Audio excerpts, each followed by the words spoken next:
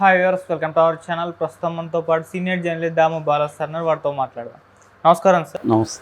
Sir, ఏపీలో ఇప్పుడు రాజకీయాలు తిరుపతి లడ్డు కల్తీ వ్యవహారం చుట్టే తిరుగుతున్నాయని చెప్పుకోవచ్చు సార్. మనకు తెలుసు, పవన్ కళ్యాణ్ గారు తిరుపతి లడ్డు కల్తీ వ్యవహారం పైన ఆయన దీక్ష కూడా తీసుకున్నారు. తిరుపతి మెట్లు కడిగేశారు. ఇప్పుడు ఇటు వైసీపీ వాళ్ళు కూడా దీనికి పోటీగా దీక్ష తీసుకోవాలని చెప్పేసి జగన్మోహన్ రెడ్డి గారు పిలిపించారు. ఈ శనివారం కూడా అన్ని ఆలయాల్లో దీక్ష తీసుకోబోతున్నారు. మరి ఏ విధంగా చూస్తారు? ఒక పోటీ అయితే నెలకొంది. వీటిని మీరు ఏ విధంగా చూస్తారు? అయితే అంతకుముందు చంద్రబాబు నాయుడు గారు వర్సెస్ జగన్మోహన్ రెడ్డి గారు ఉండేది సార్. ఇప్పుడు చూసుకుంటే పవన్ కళ్యాణ్ గారు వర్సెస్ జగన్మోహన్ రెడ్డి గారు అయిపోయింది. మరి ఎందుకు ఆయన రీప్లేస్ చేస్తారు? దీని వెనుక మోదీ గారు ప్లాన్ ఉంది అని కూడా అంటున్నారు. మీరు ఏం చెప్తారు సార్? మామూలుగా లడ్డు చుట్టూ రాజకీయం అనేది అనేక మలుపులైతే తీసుకుంటుంది. దీన్ని స్టార్ట్ చేసిన తెలుగుదేశం, కానీ ఇది తెలుగుదేశం హ్యాండ్స్ని కూడా దాటిపోయింది. ఎందుకంటే ఇది నేషనల్ వైడ్ ఇష్యూగా మారిపోయింది. నేషనల్ మీడియా కావచ్చు, అనేక హిందూ సంఘాలు కూడా దీంట్లో ఎంటర్ అయినాయి. సో దాంతో సడన్గా ఇప్పటి వరకు 100 రోజులుగా మౌనంగా ఉన్న పవన్ కళ్యాణ్ ఒక్కసారిగా ఆయన రంగంలోకి దిగి ఆయన మొత్తం ది ఫ్రేమ్ వర్క్ని మార్చేశాడు కంప్లీట్గా. అంటే పారాడైమ్ అంటారు, ఆ పారాడైమ్ని ఇతను షిఫ్ట్ చేశాడు కంప్లీట్గా. అప్పటి వరకు ఏంటంటే దీన్ని చంద్రబాబు ఎందుకు తీసుకొచ్చాడు? జగన్ని అటాక్ చేయడం, తర్వాత 100 రోజుల పాలన మీద డైవర్ట్ చేయడం, ఇలాంటి లక్ష్యాలు చంద్రబాబుకు ఉన్నాయి. కాకపోతే ఇప్పుడు ఆ లక్ష్యాలని దాటి అది చంద్రబాబు కంట్రోల్లో కూడా లేదు. ఇప్పుడు అది నేషనల్ వైడ్ ఇష్యూగా మారిపోయింది. సో కంప్లీట్గా ఊహించని కోణాల్లోకి అది వెళ్ళిపోయింది. దానికి ప్రధాన కారణం పవన్ కళ్యాణ్ ప్రాయశ్చిత్త దీక్ష పేరుతో 11 రోజులు స్టార్ట్ చేసి 11వ రోజు కంప్లీట్ అయినాక ఆయన తిరుమలకి కాలినడకన మెట్ల ద్వారా వెళ్తాడని చెప్తున్నారు. సో దీంతో వైసీపీ ఒక రకంగా డిఫెన్స్లో పడింది. నేను నిన్న కూడా చెప్పాను, వైసీపీ ముందు నుంచి కూడా వైసీపీకి కానీ జగన్కి కానీ డిఫెన్సివ్ పాలిటిక్స్ అలవాట్లేదు, వాళ్ళకి అఫెన్సివ్ పాలిటిక్సే అలవాటు. దూకుడుగా వెళ్ళడమే జగన్ బలం కావచ్చు, అదే బలహీనత కూడా కావచ్చు. సో అయితే ఇప్పుడు వాళ్ళకి గతంలో జగన్ దూకుడుగా వెళ్ళడానికి మోడీ అండ ఉండేది. జగన్కి అండ లేనప్పుడు కూడా దూకుడుగా ఉండేవాడు, కానీ తర్వాత అండ కూడా దొరికింది. కానీ ఇప్పుడు ఏమైంది? అన్ని శక్తులు జగన్కి వ్యతిరేకమైనవి. సెంట్రల్లో కానీ ఇక్కడ కానీ లేదు. తర్వాత తను ఏ ఇతర కూటమిల్లో కూడా లేడు. దానివల్ల ఒంటరిగా అయిపోయాడు. తన ఫోర్సెస్ ఏవైతే స్ట్రాంగ్ ఉన్నాయో అవన్నీ కూడా వీక్ అయిపోయినాయి. ఇప్పుడు మళ్ళీ గ్రౌండ్ జీరో నుంచి జగన్ జర్నీ మొదలు పెట్టాల్సిన పరిస్థితి ఏర్పడింది. సో ఈ క్రమంలో పవన్ కళ్యాణ్ దానికి పెద్ద ఎత్తున బీజేపీ నుంచి మద్దతు దొరికింది. దాంతో జగన్ కూడా దీన్ని ఎదుర్కోవాలంటే చిన్నగా ఏదో ట్రై చేశారు. 1 కోర్టుకు వెళ్ళడం, 2 మోడీకి లెటర్ రాయడం, మీరే దీన్ని విచారణ జరిపించండి అని లెటర్ రాయడం. అట్లాగే వైవి సుబ్బారెడ్డి సుప్రీంకోర్టుకి వెళ్ళి సుప్రీంకోర్టు సిట్టింగ్ జడ్జి కానీ లేకపోతే రిటైర్డ్ జడ్జి కానీ ద్వారా దీన్ని చేయమని చెప్పడం, ఇలాంటివి చేశారు. అట్లాగే భూమన కరుణాకర్ రెడ్డి తిరుమలకి వెళ్ళి అక్కడ పూజలు చేసి తర్వాత అఖిలాండి దగ్గర ఆయన ప్రమాణం చేసి ఇవన్నీ చేయడం. ఇది కానీ జరుగుంటే నా ఫ్యామిలీలన్నీ కూడా, నేను నా ఫ్యామిలీ మొత్తం నాశనం అయిపోవాలి అన్నట్టుగా ఆయన చేయడం, ఇవన్నీ జరిగాయి. కానీ అదంతా సరిపోలేదు. అందుకని ఇప్పుడు పవన్ కళ్యాణ్ ఎప్పుడైతే వచ్చిందో దీని చుట్టూ మొత్తం మీడియా కానీ జనాల అటెన్షన్ పవన్ కళ్యాణ్ చుట్టూ.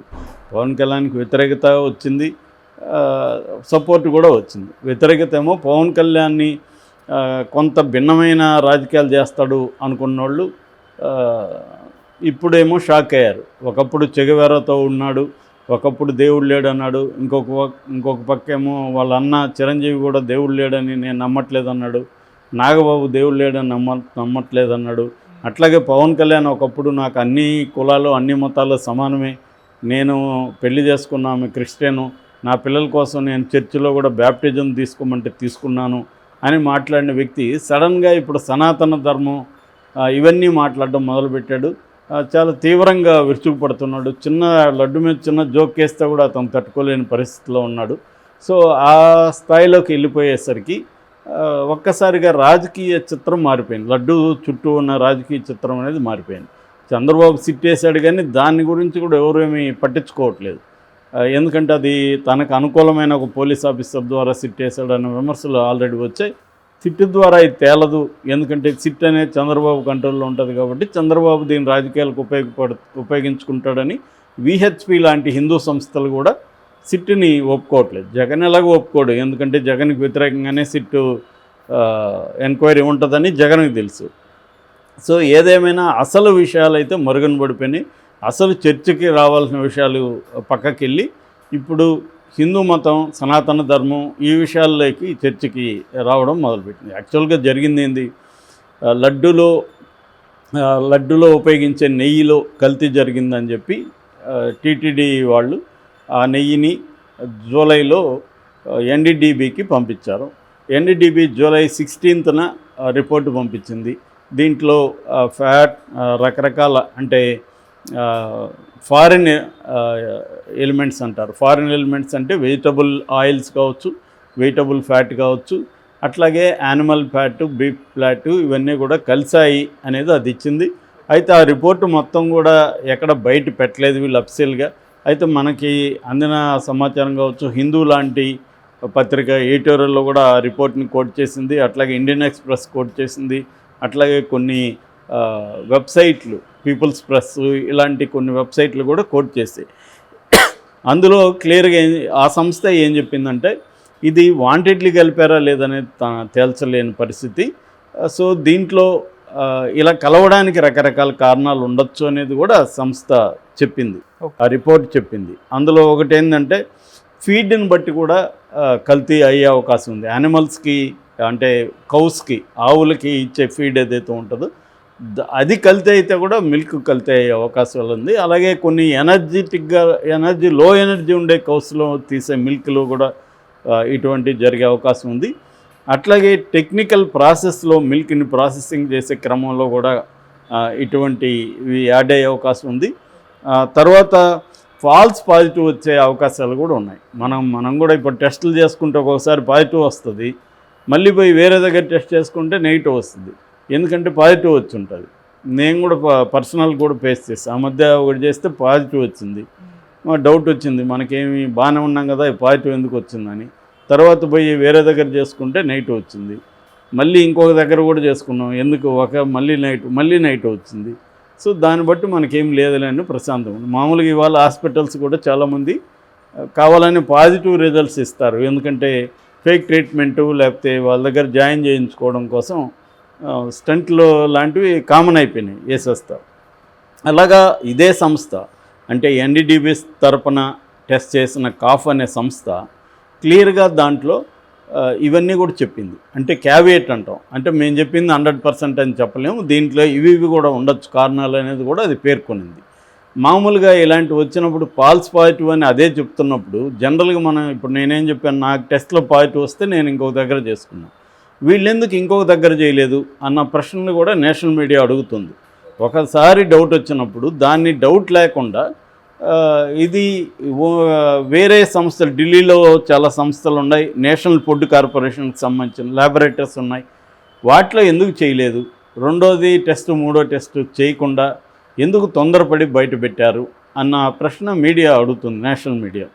రెండవది ఎప్పుడు గుజరాత్ ఎన్డీడీబీకి సంబంధించిన టెస్ట్కి ఇప్పటివరకు ఎప్పుడు ఇవ్వలేదు. మనకి దగ్గరలో హైదరాబాద్లో చాలా ల్యాబ్స్ ఉన్నాయి, తర్వాత సిఎఫ్టిఆర్ఐ అని మైసూర్లో ఉంది, ఢిల్లీలో కొన్ని సంస్థలు ఉన్నాయి, వీటికి ఏవి ఇవ్వకుండా దీనికి ఎందుకు ఇచ్చారు అన్న దగ్గర ఏమీ టీటీడీ దగ్గర ఆన్సర్ లేదు. అలాగే జూలై 16న రిపోర్ట్ వస్తే సెప్టెంబర్ వరకు ఎందుకు వెయిట్ చేశారు, 2 నెలల పాటు ఎందుకు వెయిట్ చేశారు, అది కూడా అఫీషియల్గా టీటీడీ చెప్పకుండా క్యాజువల్గా ఒక రాజకీయ మీటింగ్లో ముఖ్యమంత్రి చెప్పడం ఏంటి అన్న డౌట్లు కూడా వాళ్ళు ఎక్స్ప్రెస్ చేస్తున్నారు. సో దాని తర్వాత ఏంటంటే ఇది ప్రాపర్గా ఒక ఎంక్వైరీ, ఒకవేళ రిపోర్ట్ ఇచ్చింది, రిపోర్ట్ మీద ఎంక్వైరీ చేసి నిర్ధారించి ఏం జరిగింది ఎలా జరిగింది అనేది చెప్పకుండానే దీన్ని రాజకీయాలకు బయట పెట్టేసి ప్రజల్లో మత కలహాలు రేకెత్తే విధంగా మాట్లాడడం కరెక్టా అనేది కూడా హిందూ కావచ్చు, నేషనల్ మీడియా కావచ్చు అడుగుతుంది ఇవాళ. సో ఇవన్నీ పక్కన పెట్టి చంద్రబాబు సిట్టేశాడు. సరే, సిట్టు ఆయన చేయగలిగింది అదే, ఆయన ఆధ్వర్యంలో సిట్టేస్తారు. ఇప్పుడు కేంద్ర ప్రభుత్వం దీని పట్ల ఎట్లా స్పందిస్తుందనేది చూడాలి. అట్లాగే సుప్రీంకోర్టులో కూడా 4-5 పిటిషన్లు దీని మీద పడ్డాయి కాబట్టి సుప్రీంకోర్టు ఏం మాట్లాడుతుందని చూడాలి. ఇది ఒక పక్క ఉంటే దీన్ని మత కలహాలకి దారితీసే విధంగా మతాల మధ్య గొడవలాగా చిత్రీకరించడం అనేది మొదలైపోయింది. పవన్ కళ్యాణ్ ఒక పక్క మొదలుపెట్టాడు, ఒక పక్క తెలుగుదేశం మీడియా మొదలుపెట్టింది, మరోవైపు బీజేపీ నేషనల్ స్థాయిలో బీజేపీ సోషల్ మీడియా కూడా రంగంలో ఎదిగి ఈ సంస్థ ఏదైతే ఉందో ఏఆర్ ఫుడ్స్ అనేది పాకిస్తాన్లో ఇంకొక ఏఆర్ ఫుడ్స్ ఏదో ఉంటే దాని సైట్లోకి వెళ్ళి దాని డైరెక్టర్ల లిస్టు అంతా తీసుకొచ్చి ఇది దిండిగల్లో, తమిళనాడులో దిండిగల్లో ఉన్న ఏఆర్ సంస్థలో అంతా ముస్లింలే ఉన్నారు చూడండి, సో ముస్లింలు ఉన్నదానికి వీళ్ళు ఇచ్చారు నెయ్యి సప్లై చేయమని అనే ఒక వాదనని, ఒక ఫేక్, ఇది ఫాల్స్, దీన్ని కూడా తీసుకొస్తున్నారు. సో ఇది పవన్ కళ్యాణ్ ద్వారా బీజేపీ రంగంలోకి దిగి తెలుగుదేశాన్ని పక్కన పెట్టి ఈ అంశాన్ని తాము ఉపయోగించుకోవాలనేది బీజేపీ ప్లాన్. ఎందుకంటే బీజేపీకి ఎక్కడైనా హిందూ మతానికి సంబంధించి ఏ విషయం దొరికినా అది తనకు ఉపయోగించుకుంటుంది.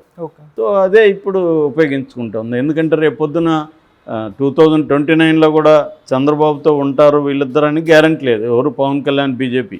ఎందుకంటే రేపు నెక్స్ట్ లోకేష్ సీఎం అవుతాడు తప్ప పవన్ కళ్యాణ్ని సీఎం చేయడానికి చంద్రబాబు ఒప్పుకోడు. సో ఒప్పుకోనప్పుడు చంద్రబాబుని పక్కన పెట్టి పవన్ కళ్యాణ్ బీజేపీ కూటమిగా వెళ్ళే అవకాశం ఉంది. సో అందుకని దీన్ని ఉపయోగించి మనిద్దరు బలం పెంచుకుందామని పవన్ కళ్యాణ్కి బీజేపీ చెప్పిందని అంటున్నారు.